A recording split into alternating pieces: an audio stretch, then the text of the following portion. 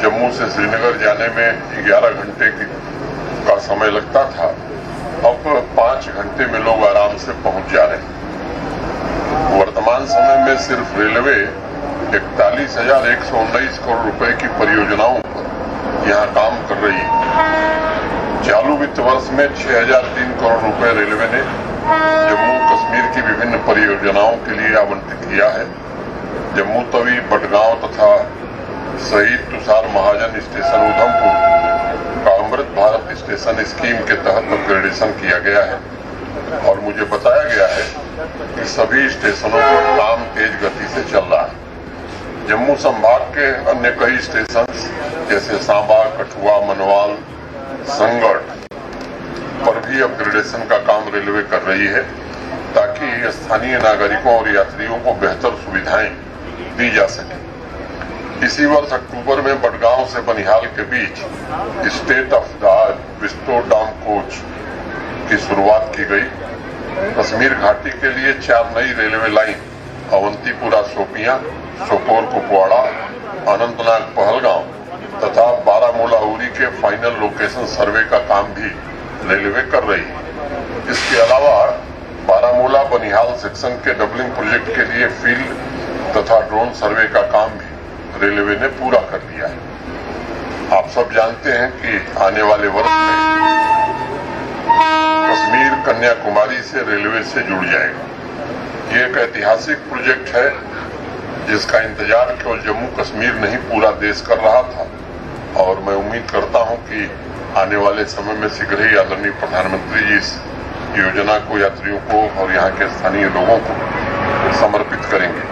माननीय प्रधानमंत्री जी के नेतृत्व में बुनियादी ढांचे में आई नई गति ने ईज ऑफ ट्रैवल, आम नागरिकों के जीवन यापन, रोजगार के नए अवसरों का सृजन किया है और अंतिम छोर तक कनेक्टिविटी भी सुनिश्चित की है। मैं मानता हूं आदरणीय प्रधानमंत्री जी के मार्गदर्शन में आज पूरा देश ऐसे जम्मू कश्मीर की तस्वीर देख रहा है जो तीव्र गति से संपन्नता और समावेशी विकास की नई सीढ़ियां चढ़ रहा है और राष्ट्र की मुख्य धारा से जुड़ करके नागरिकों की उम्मीदों को साकार भी कर रहा है।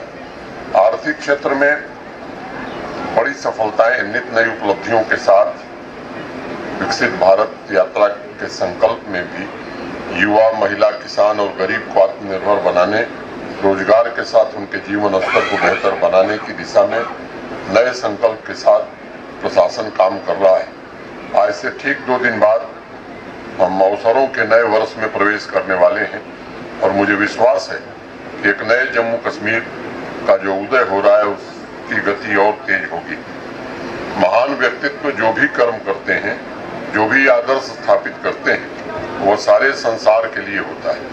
राष्ट्र निर्माण के यज्ञ में तथा जम्मू कश्मीर को राष्ट्र का शानदार सिरमौर बनाने में इस ऐतिहासिक परिवर्तन के सारथी भारत के सम्माननीय प्रधानमंत्री आदरणीय नरेंद्र मोदी जी हैं, जो संपूर्ण विश्व को आज शांति, समृद्धि की नई राह दिखा रहे हैं। जब से देश की बागडोर उन्होंने संभाली है तब से देश के सामने अनेक चुनौतियां थी, परिस्थितियां प्रतिकूल थीं और समस्याओं का तूफान भी सामने था, लेकिन बिना रुके, बिना झुके, बिना थके कर्तव्य पथ पर उन्होंने हम सभी का मार्गदर्शन किया, विकास को जन आंदोलन का स्वरूप दिया और भारतीय राजनीति में विकासवाद को स्थापित किया है। पिछले 5 वर्ष में न सिर्फ 13.5 करोड़ से ज्यादा नागरिक गरीबी रेखा के बाहर निकले हैं, बल्कि ब्रिटेन पीछे छोड़कर भारत दुनिया की 5वीं बड़ी अर्थव्यवस्था बन गया है। उनके नेतृत्व में 2027 में भारतवर्ष विश्व की तीसरी सबसे बड़ी आर्थिक शक्ति बनने जा रहा है। 1953 में राष्ट्र के गौरव पुरुष श्रद्धेय डॉक्टर श्यामा प्रसाद मुखर्जी ने जम्मू कश्मीर के पूर्ण विलय की चिंगारी प्रज्वलित की थी और उस उद्देश्य के लिए संघर्ष करते हुए अपने जीवन का सर्वोच्च बलिदान भी दिया था। आज हम कह सकते हैं उनका बलिदान पूरा हुआ और आज जम्मू कश्मीर पूरी तरह से भारत के साथ एकीकृत हो गया है। पिछले 4 वर्षों में आदरणीय प्रधानमंत्री जी के नेतृत्व में हाशिए पर धकेल दिए गए अनेक समुदायों की उम्मीदों को, सपनों को नई रफ्तार मिली है। इस शारदा पीठ की विरासत के उत्तराधिकारी 1,30,00,000 से ज्यादा नागरिकों में लंबे समय बाद आत्मविश्वास और स्वाभिमान पैदा हुआ है। आप सब साक्षी हैं कि आज गांव-गांव विकसित भारत संकल्प यात्रा को लेकर के उत्साह और उमंग का माहौल नजर आ रहा है। सभी नागरिक कहते हैं कि हम तरक्की को लेकर के बिल्कुल आश्वस्त हैं, क्योंकि वो जानते हैं कि निस्वार्थ कर्मठता, फौलादी दृढ़ता के प्रतीक पुरुष माननीय नरेंद्र मोदी जी के मार्गदर्शन में जन कल्याण और जन जन की सुख समृद्धि के लिए प्रशासन दिन रात काम कर रहा है। उस विश्वास का परिणाम है कि आज देश विदेश के कोने कोने से लोग जम्मू कश्मीर आ रहे हैं तथा विश्वास और विकास की नई ज्योति भी जला रहे हैं। शहरों में ईज ऑफ लिविंग के साथ पर्यटक स्थलों का कायाकल्प तथा जम्मू कश्मीर की सांस्कृतिक आध्यात्मिक परंपरा पुनर्जीवित हो रही है। अस्तित्व ने जम्मू कश्मीर को इतना सुंदर वातावरण, आध्यात्मिकता, सौहार्द, एकता और सबसे बढ़कर के सांस्कृतिक समृद्धि दी है। एक प्राकृतिक संसाधन संपन्न जम्मू कश्मीर की अमूल्य धरोहर है। आत्मनिर्भरता हासिल करने के लिए शांति, लोगों के बीच विश्वास और भाईचारा ये सबसे महत्वपूर्ण होता है। इसलिए सह अस्तित्व से प्रभावित जम्मू कश्मीर की आध्यात्मिक विरासत एक मिशन के रूप में पुष्पित और पल्लवित करने की कोशिश हो रही है, ताकि हम विकास की नई ऊंचाइयों पर पहुंच सकें। आजकल देश की अखबारों की सुर्खियों में ज्यादातर हेडलाइन की शुरुआत दो तरीकों से होती है। 3 दशक बाद जम्मू कश्मीर में इसके आगे का विषय अलग अलग होता है, जो पिछले 4 वर्षों की उपलब्धियों का प्रमाण है। 3 दशक बाद सिनेमा हॉल खुले, 3 दशक बाद मार्तंड मंदिर में हवन पूजन का आयोजन हुआ, 3 दशक बाद मुहर्रम का जुलूस निकला, 3 दशक बाद घर घर मां भारती का तिरंगा लहराया, 3 दशक बाद नाइट लाइफ लौटी, 3 दशक बाद इंटरनेशनल क्रिकेट मैच भी जम्मू में हुआ, 3 दशक बाद करोड़ों की संख्या में सैलानी आ रहे हैं। और दूसरी हेडलाइन होती है कि आजादी के बाद पहली बार इसमें भी अलग अलग विषय होते हैं। आजादी के बाद पहली बार मछैल को ग्रिड पावर से कनेक्ट किया गया, पहली बार गुरेज के गांवों में बिजली पहुंची, पहली बार भूमिहीनों को प्रशासन ने 5 मरला जमीन देना शुरू की, आजादी के बाद पहली बार स्टेशन टॉप पर बिजली पहुंचाई गई, पहली बार सीमावर्ती गांवों तक सड़क पहुंचाने में प्रधानमंत्री जी के नेतृत्व में प्रशासन को सफलता मिली। ऐसी सैकड़ों हेडलाइंस आज पूरा देश पढ़ रहा है।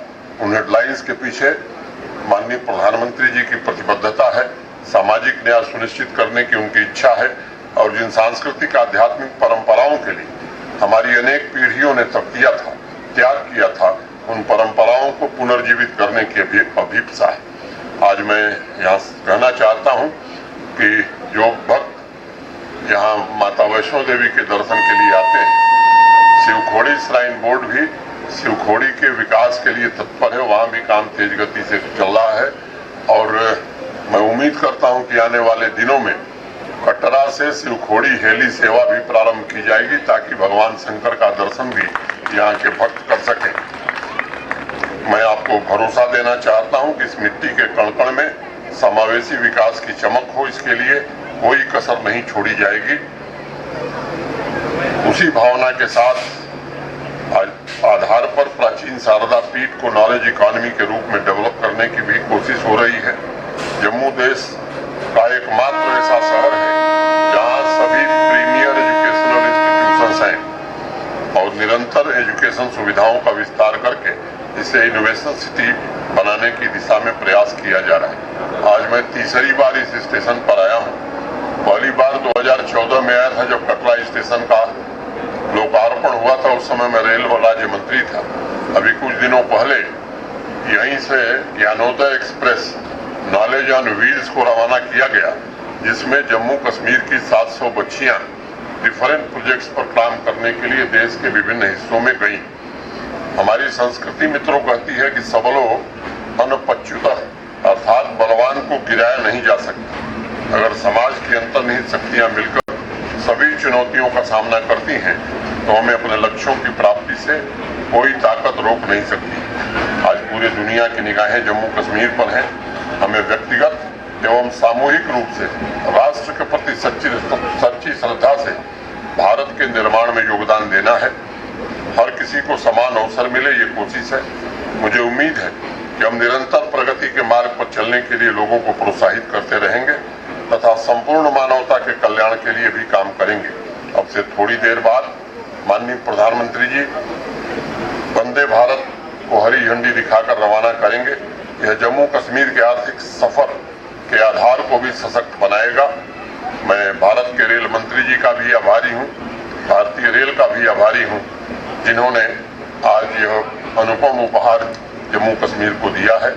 मैं देश भर के श्रद्धालुओं, जम्मू कश्मीर और पंजाब के नागरिकों को भी इसके हृदय से अनंत शुभकामनाएं देता हूं। बहुत बहुत धन्यवाद। नमस्कार, जय हिंद।